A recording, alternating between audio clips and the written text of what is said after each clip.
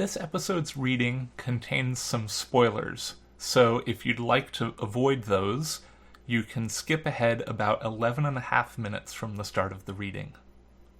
Also, this episode contains some strong language. Listener discretion is advised.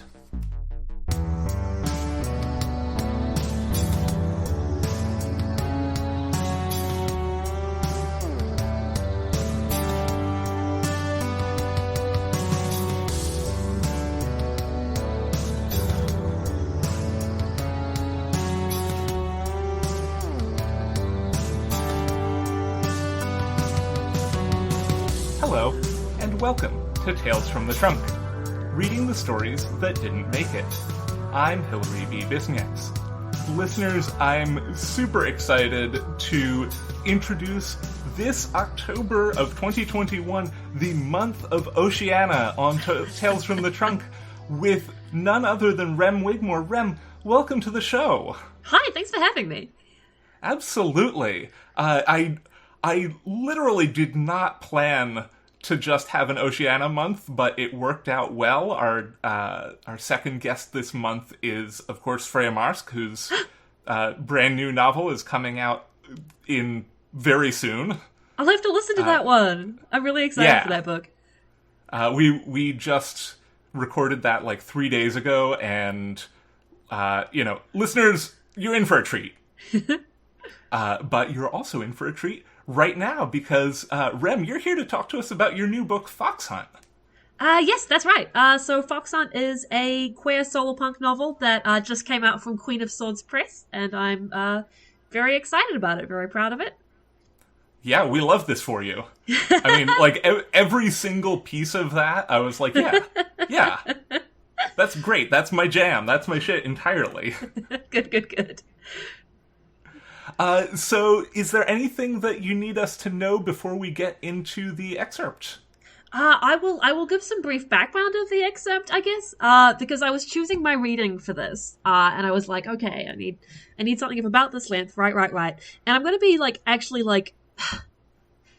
not cheeky exactly, but I'm going to be just a little cheeky. It's from, a little bit further into the book than where I've normally been doing readings, so there's going to be some spoilers. Spoilers ahead, beware of spoilers. Stop listening now if you don't want to, I don't know, if you want to find out the terrible things Orpheus gets up to more organically. It's in a bit later. So the book kind of starts off, right, with Orpheus, who's this traveling singer person. She gets attacked by a member of the Order of the Vengeful Wild, who are these basically bounty hunter, eco-terrorist, socially condoned vigilantes, right? Who very cool. Yeah, they come after the energy criminals and the resource hoarders and anyone who wants to make this brighter solarpunk future not be nice and good for everybody. So Orpheus spends a solid chunk of the book just why did this happen to me? Because she didn't do anything like that. So she's just been running and hiding and asking for help from people, and at this point in the book that I'm going to read from, she's just sick of running and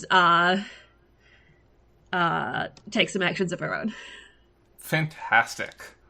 All right. Well, listeners, I will have at this point dropped in a pre-roll to tell you when to skip to if you would like to miss all the spoilers and somehow got this far without being oh yeah, I should skip ahead now. So whenever you're ready. Okay. That is very considerate. Thank you. All right. They arrived at Tinctora a little after nightfall. Walking home felt like walking into a bear trap, and even passing through the fringes of forest that ringed the township of Tinctora, Orpheus kept glancing over her shoulder. Surely it had been enough time for the Order to have picked up her tracks. No one seemed to be following. Orpheus realized her mistake as soon as she stepped into the center of town and smelled the thick, roiling scent of some type of gas. If the elders knew her well enough to know her far-flung contacts and family history, the Order was at least smart enough to figure out what she valued most. She had counted on them coming after her, not her home. Threadgall was in danger now, and Linden, and God's Primrose. Orpheus, Reapersoa said, is something wrong? There, across the street, a hulking shadow with the pricked ears of a wolf. Get to safety, Orpheus said urgently, turning to Rivassoa. Rivassoa was tall, maybe strong, certainly strong in the blood. Orpheus didn't trust her an inch, but she was at least pretending to be an ally, and Orpheus would use what she had. She corrected her previous statement to get people to safety. She mistrusted that whiff of gas on the air, which didn't seem the wolf's style. Rivassoa's brows arched, but after a moment she nodded a fraction. It was enough. Orpheus turned and stepped in front of her to draw the wolf's attention, but their attention was fixed on her anyway. They strode forward to her across the square, like iron drawn to a magnet. But not like they were in any hurry. All right. Orpheus knew how to deal with arrogant people. Evening, wolf, she called. She was aware of Rivassoa moving away from her and kept her eyes fixed on the wolf, who didn't seem to notice the other woman. Are you a she or a he today? Fwale looked startled, like her unexpected knowledge had slipped past their armor like no blade could. He said. Then he shook his head, hunkering his shoulders. I'm not here for conversation, he growled. I think you'll find, Orpheus said, but he was already coming at her with his sharp light blade drawn. Fast and intent, this time he didn't look like he was going for just a blow to the head. Deadly force, Orpheus said, realizing, and she turned and ran like hell, cloak billowing behind her. In the worst-case scenario, the fabric might turn a blade. Maybe. People didn't normally come after her with knives. Mostly, she had to get him away from other people.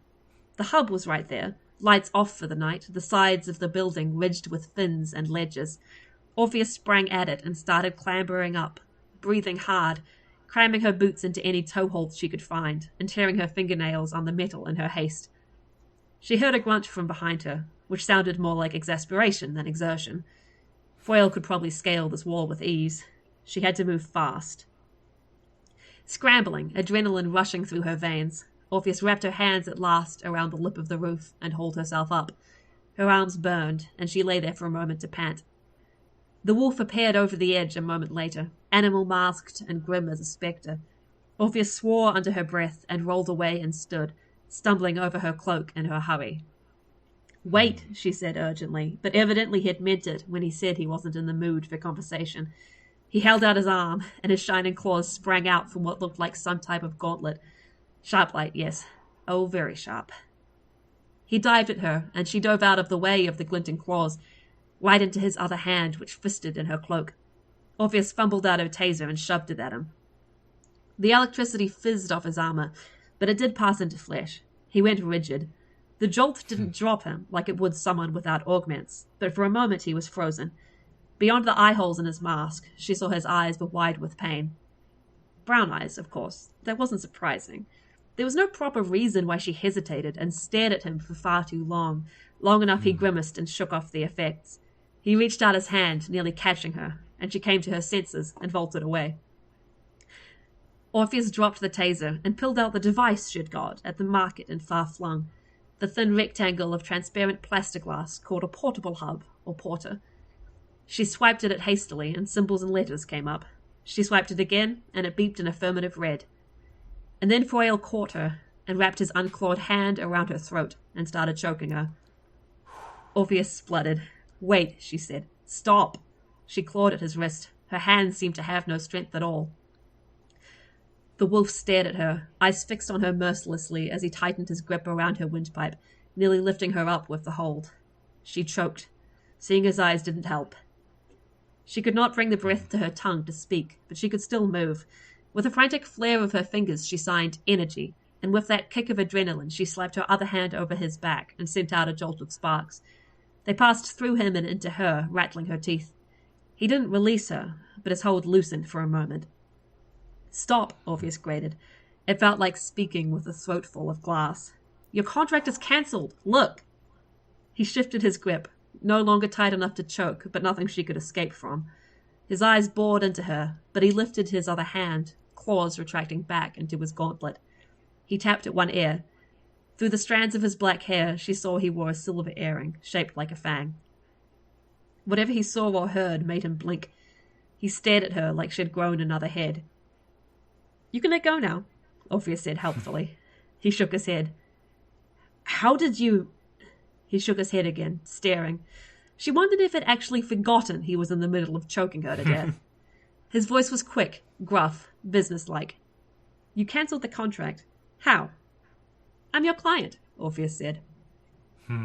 We don't have clients, Foyle said automatically. His fingers flexed against her throat. What? I hired you to kill me, Orpheus said, a little out of breath. She felt at her throat and winced. He stared at her incredulously, and she frowned back. I do realize now that non-lethal means might have been wiser. I was in a hurry. The wolf's head tilted back. He gazed up at the night sky and closed his eyes. He breathed out and breathed in. She felt he could have picked a better time for breathing exercises. He looked back at her. All right, he said. Fine, Singer. Why? Are you mocking me? No, Orpheus said. You'd know if I was mocking you. Trust me on that. The silvery wolf mask covered the upper part of his face, but from how his mouth drew down, she could tell he was frowning, like he wasn't sure whether she was mocking him this very moment. Orpheus gently slid her fingers under his and pried them away. After a moment he let her, withdrawing his hand from her throat. She drew in a huge breath, then coughed and drew in another. He took a step back. Orpheus, sufficiently recovered, blinded him with a grin. You're here for conversation, she said. He let out a groan. Orpheus laughed. Adrenaline still sang through her, and her starveling brain greedily drank in oxygen. She gestured expansively and started to pace. Everyone kept saying that the Order of the Vengeful Wild never share details of who contracts them. All right, fine. So I went to the source. She pointed squarely at his chest and got some enjoyment from how his shoulders tensed, like he expected an attack. Foyle didn't seem to be the sharpest. This was what she'd been living in fear of? Which is to say, you. Who hired you? Foyle answered calmly, as though he hadn't been trying to kill her a minute before. I don't know, he said simply. She narrowed her eyes and he rolled one shoulder in a shrug. I am the wolf and go where I'm sent. You would have to ask the leader of the wild. My leader, Luca. Disappointing, but at least it was something. She memorized the name like she'd carved it into her brain with a glowing poker. Luca. So that was who she had to get answers from. Orpheus had given her name when she took out this contract, so whoever was after her must have given a name too, or at least something. Foyle whipped his head around, staring. A moment later, Orpheus heard it too. A soft purr, the same sound his hoverbike had made, coming from a little to the side of town, but getting louder fast. Someone else is here? Orpheus said, questioningly. Foyle shook his head. We're not the only ones with bikes, he said, but he frowned in the direction of the noise. If you don't know the client, can you at least tell me if they took the contract out again? Orpheus said, and that was enough to draw his attention away from the noise. No one tried to renew the contract after my initial failure, he said, very quietly. His gaze dropped. Oh, I weep for you, I really do, she snapped. Terribly sorry that you didn't succeed in killing me. I know it wasn't a kill contract, she said, as he opened his mouth to speak. If you're not out to kill someone, don't hit them on the head. Something shot past Orpheus, bolts of brilliant blue light. She twitched back, but Foyle took a full step away, shoulders tensing. Whatever that was, it had been dangerous. You're sure no one renewed it? Orpheus said urgently. Answers were important and all, but right now she had to make sure these people didn't hurt anything she cared about. Yes, Foyle said at once. Or... He touched his fang-earring communicator, frowning at whatever he heard or didn't hear. No one told me. I thought the wolf was meant to be the best of you, Orpheus bit out, and he turned to frown at her. Then he leaped away, rolling out of range fast. The blinding blue lights arced by again and hit her in the arm. It only tingled, painless, but when she tried to move her arm, she couldn't. She had to hope it was only temporary. Had to get out of her position silhouetted in plain sight before she was hit full on. She took a step, and then something slammed into her, and she hit the ground, breathing hard. Orpheus turned, able to move. The burst of blue had missed her, and it shouldn't have. Foyle got off her, but stayed hunched low, his eyes gleaming in the darkness. We have to get out of sight, he said. She stared at him. I'm not going anywhere with you. I'm going to get you to safety, he said impatiently. You're no longer a contract. His teeth showed briefly in what could have been a snarl or a grin. Or no one has told me otherwise. So you're an innocent bystander and must be protected. He trailed off and put a finger to the shining tooth earring, cocked his head, listening. Orpheus rolled away from him and hunched to her feet and ran, heart pounding. 2 hunters after her now. This had been a bad plan. He didn't call after her. Climbing down from the roof was a quick, mad scramble, her one working hand scrabbling at the wall as she nearly slid down. She hit the ground hard and fell on her hands and knees for a moment, then pushed herself up, tucking her numb arm to her side, and ran blindly. She had only contracted the wolf. Had this leader sent more to finish the job? But she'd cancelled it. How many people could possibly be after her head? Ooh. Oh, that was just delightful. That's one of my favorite scenes. It was one of the first ones I thought of, I think, when I was like brainstorming Orpheus as a character, and it was just like, oh boy.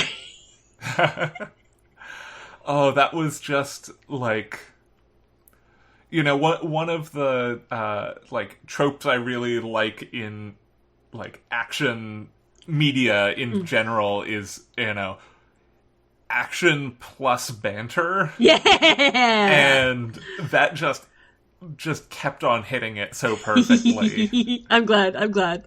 That's one of my favorite things as well. I love me some banter, love me some action. Absolutely. And it also it had what felt like to me a very sort of Kiwi sensibility to it. Very likely, yes. Like there was always a little bit of like taking the piss in it. Yeah, yeah. You know, I've spent very little time in New Zealand, but all the time that I was there, I, you know, got this sense of like friendly and joking and like with, you know, a friendly edge to it. Yeah, yeah. Oh, I'm very glad to be a part of that tradition, then. Yeah. So, you know, there's so much to love in that already. And what I'd love to know right now is, what was one of your favorite parts that you had to end up cutting out of that book? Yeah, so we didn't actually have to end up cutting all that much when we were editing. Most of, often what I have to do when editing is more adding stuff in. Like, I forget to, like, put the stuff that I thought was in the book into the book sometimes. Mood. Like, yeah, you know, like, have to, like, go, like, oh, we need to have a scene here where she says this, and we need to have, like, stuff like that, and, like, strengthening some character motivations and stuff. One thing I would have liked to touch on that just there isn't quite room for in the book, but that, like, one of the things that's just hinted at is the backstory of some of the main initially antagonistic characters, which is like that leader figure who we get a glimpse of here, Luga, and like his right hand, and another character who I won't mention because it's big spoilers. But I really wanted, I really at some point want to explore just like the shit that they were up to like 20, 30 years ago, and like almost like this previous generation of like this very dangerous group, and how they got into the situations they're in, and how the Order of the Wild got into like the current vibes it has, basically like how that previous leadership was begun, because like it's a thing I have bits of in my head, but I haven't got around to writing yet. So I want to do that as a short story or something at some point. But I have this one line in it that's like one of the like 2 lines that I know would be in this short story, and it's just like one character saying to this Luga guy, I will make you a god. And then Luga's narration being like, they were making him a monster, but he wouldn't complain.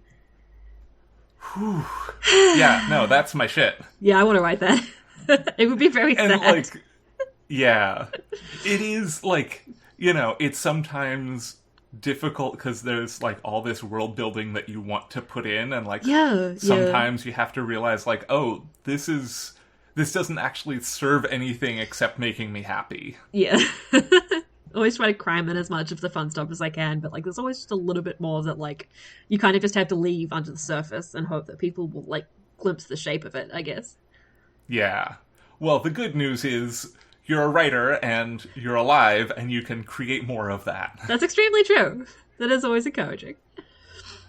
So now that we know one of your favorite bits that you had to leave out, and I know that we've already sort of touched on one of your favorite bits because it was that excerpt. Yeah. But without giving too much more away, do you have a favorite piece that you're just so glad you got to keep in this final draft? Yes. And again, without, I guess without going too much into spoilers, but I feel like this particular, like, aspect of one of the main dynamics is, like, fairly obvious if you're familiar with my work or personality at all. There's a scene that I had in my head that never quite made it into the book, and then when I was doing, like, the final draft before I wanted to send it to, like, Queen of Swords Press, who's now my publisher, to, like, hope that they would become my publisher, which worked. Fun publishing hack. You send your manuscript to publications or agents, and then they publish it. Amazing. Yeah, I've cracked this whole system wide open. I figured, like, partly because one of my beta readers had, like, said that they wanted, like, a little bit more about, like, this one dynamic, and partly because I was, like, bringing out some more of the like, tensions and, like, scenes within this later part of the book. And partly because I'm gay, I really wanted to have the scene that had been in my head, and then I finally, like, put it into the book, and it's like, yes, this did need to be in here. And it's a scene where Orpheus is kind of among enemies, I will say, and is walking and then stops and eavesdrops, and she hears Freyland the wolf, who we saw, who starts off the whole book by, like, coming after her, and then, as we see in that scene, gets exasperated with her very quickly. And I love them both so much. She overhears Freyland listening to, like, a recording of one of her songs. And then punching the wall. And Orpheus just stands there and goes, oh, so he knows to keep his enemies close too. And it's just this moment of, like, she's a very clever woman, and it's not like she doesn't have very high self-esteem. She does. She's arrogant as hell. But it's just like this moment of her not seeing this thing that, like, maybe is obvious to readers, but definitely is obvious to me. And it's like, oh, you were completely misinterpreting this, like, this whole thing. And it's just, it's so fun. It's one of my favorite scenes. I'm really glad I got to put it in. Yeah. I love to make them both suffer. I also love that your main character is named Orpheus. This has been, like, Jesus, it's been almost a full year now since, or maybe longer at this point, since Hades came out. But every time I think of Orpheus, I think of the, like, sad boy, just wonderful sad boy, Orpheus from mythology. Yeah. And it's nice to get, obviously not an interpretation of that Orpheus, but some callbacks of, like, Orpheus is, kind of a sad boy, but also, like, a renowned musician. And to have her, like, hearing this guy, hearing one of her songs, it's delightful. It's great, yeah. So Orpheus spells her name with an F, so it's slightly different. There's another fun line I like, sort of early on, where, like, one of the other characters is, like, sassing at her. Because, like, it's 800 years from now, right? Like, the stories that have survived are in a slightly different shape, like, not quite familiar to us as we are now. Like, and, like, this other character is like, do you even know your namesake's story? And Orpheus is like, he went into the underworld. And the other character's like, and Orpheus is like, presumably he came back up. Like, it's really fun. That is great. And it's really, like, it feels, it's not a place that I've played in before, but it feels really like it would be just such a blast to play in a space where it's, like, sort of, it is kind of far future if we're just thinking about human lifetimes, but it's close enough that you can still, like, conceive, like, oh yeah, this, these stories survived for 2,000 years, they could survive for another 1,000 years. Like, yeah, that's exactly it. It's, like, so fascinating to look at. And, like, this isn't, like, a big thing in the book necessarily, but it is, like, I think a thing that's, like, reflected on a little and, like, talked about a bit is, like, what stories survive and who like guards those stories, right? And who has access to them. Like the elders have like this whole like library of the knowledge they thought was worth keeping, and Orpheus is just like metaphorically battering at the walls trying to get like little bits of lore out so she can like put them into good songs and shit, you know? And it's very much like she has this awareness of the world that came before, like our world, which is like much more present than like some of the other characters in the cast who are just used to how things are. She like knows how things were and like knows what was lost and what had to be lost to get to the slightly more balanced, although not perfect, world of this setting. And that was really, really fun. And I just love writing bards. Yeah. That is, I mean, we love a good bard. We do. Like, in all forms. Yeah. And this book has, like, immediately jumped to the top of my TBR. Aww. So... I'm really glad. I hope you like it. Yeah, I am certain that I will. Before we get going, is there anything that you've been consuming media-wise that you're really excited about telling other people about? Ooh, I hadn't thought about this. I like to spring at least one unexpected question on everybody. Absolutely, yeah. You get our sincere responses of... man. At the moment, I've been really binging The Realm of the Elderlings by Robin Hobb because there's that character in it, the fool, who I just love so utterly. I'm looking at my shelves for inspiration. At this exact moment, I'm reading These Violent Delights by Chloe Gong, who is a New Zealand author, and it's this like kind of retelling of, it's this like YA retelling of Romeo and Juliet, but like set in 1920s Shanghai, and it's a lot of fun. And I just finished reading Butcherbird by Cassie Hart, fantastic. Which yeah. You know what? Yeah, like it's this fantastic supernatural suspense, like rural like family spooky times novel, which is lingering with me. That's awesome. So one last thing before we go, can you tell our listeners a little bit about Riverwitch? Oh yeah, absolutely.